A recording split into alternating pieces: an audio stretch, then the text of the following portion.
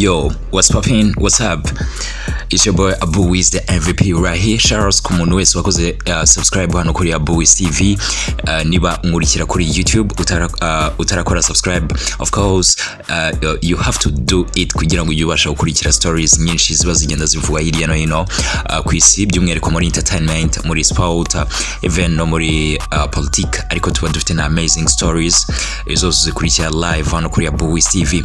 And big news right now ni The Ben numwe mu bahanzi banini cyane dufite muri game y'umuziki wa hano mu Rwanda, and afite abafana benshi kuva yatangira umuziki abanyarwanda baramukunze.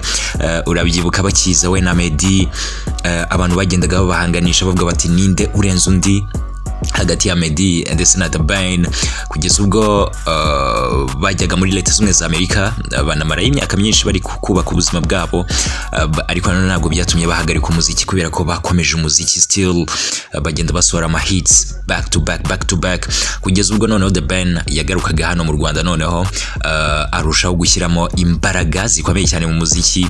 Uyu munsi noneho bakaba bari ku mugereranya na Blues Melody, bavuga bati hagati ya Blues Melody ndetse na The Ben n'indurenzi, hagati ya The Ben na Blues Melody n'induririmba neza, n'indi ufite abafana benshi. Ibyo byose rero bituma The Ben arushaho kugenda aba brand nini byatari. Umva, amaze gukora na collabos n'abahanzi benshi bagiye batandukanye kandi bakomeye muri Africa. Uribuka collabo yakoranye na Diamond Platnumz yitwa Why, navuga yuko ari nayo collabo ya mbere yatumye The Ben imiryango ye myinshi no ku isoko mpuzamahanga ifunguka nyuma yo gukorana na Diamond Platnumz imwe muri collabo nini. Ibyo byose rero byatumye The Ben kugeza uyu munsi nyine ari strong byatari muri game y'umuziki wa hano mu Rwanda ndetse no muri East Africa muri rusange. Now story nini abantu benshi bari kugarukaho muri aka kanya ni ku rukundo rwa The Ben ndetse na Pamela. Ejo bundi twari turi mu bitaramo bya Country Summer Tour 2026 n'ibitaramo bya Blues Melody. Twazengurutse ahantu hagera kuri hane hagiye hatandukanye, ariko ikintu gitangaje ntabwo twigeze tubona Pamela aza gushyigikira The Ben. Ibi ngibi byatumye abantu bibaza byinshi cyane kuri Pamela, what's going on hagati ya Pamela na The Ben.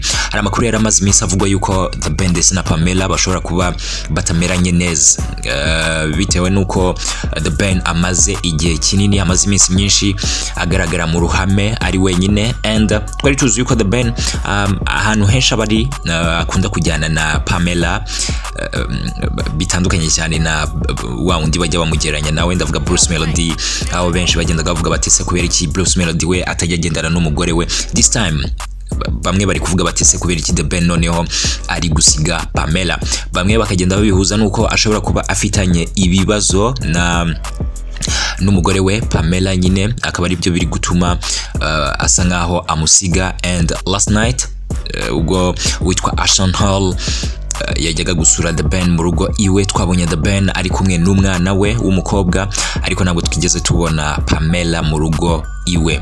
Ese haba harimo ikibazo hagati ya The Ben ndetse na Pamela, nk'uko aba bloggers bagiye batandukanye ku ma social medias, kuri TikTok, kuri X, Instagram, abantu bagenda bandika bavuga yuko bishobora kuba bitameze neza hagati ya The Ben ndetse na Pamela.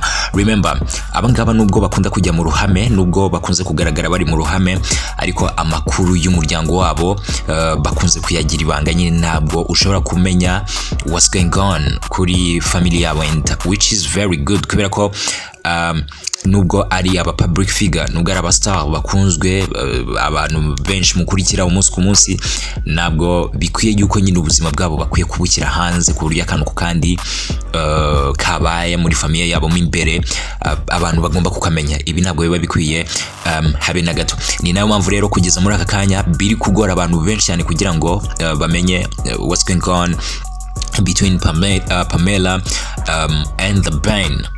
Kubera ko niba ari n'ibibazo n'ibintu bibaho nyine abantu babona ntabwo bashobora kubura ibyo bapfa, ariko nubwo byaba bihari nyine it's not good yuko The Ben cyangwa se Pamela ajya mu itangazamakuru akavuga ibyabaye. So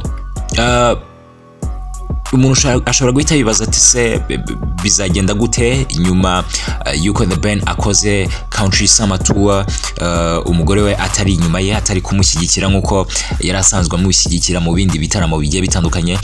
Noneho nibi bya Ashton Hall kujya gusura The Ben, ariko noneho nitubone Pamela mu mashusho, nitubone Pamela yakira abashyitsi, umushyitsi mukuru nka Ashton Hall ndetse n'abandi benshi bari bagiye kubasura mu rugo iwabo, nitumubone hariya.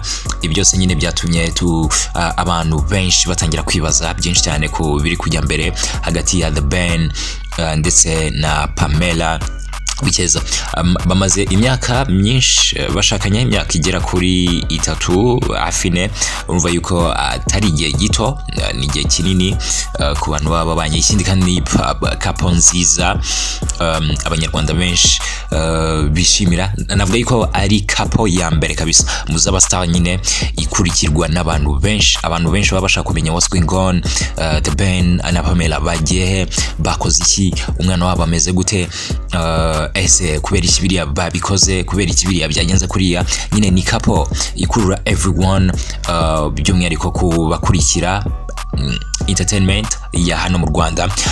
Abantu benshi nyine bakunda imyidagaduro ya hano mu Rwanda, muri Afrika y'Uburasirazuba, muri Uganda bafite abafana benshi, mu Burundi bafite abafana benshi, even no muri Tanzania, cyane ko The Ben ari umusahari kubera gukorana na Diamond Platnumz, naho bafiteyo abantu benshi bakurikirana ubuzima bwabo umunsi ku munsi. Ni nayo mpamvu nyine kubura kwa Pamela muri biriya bitaramo, kubura kwa Pamela nijoro ubwo Ashton Hall yabasuraga, biri gutuma nyine abantu bagira amakenga menshi, bibaza ku mubano w'aba bombi. Ese haba harimo ikibazo?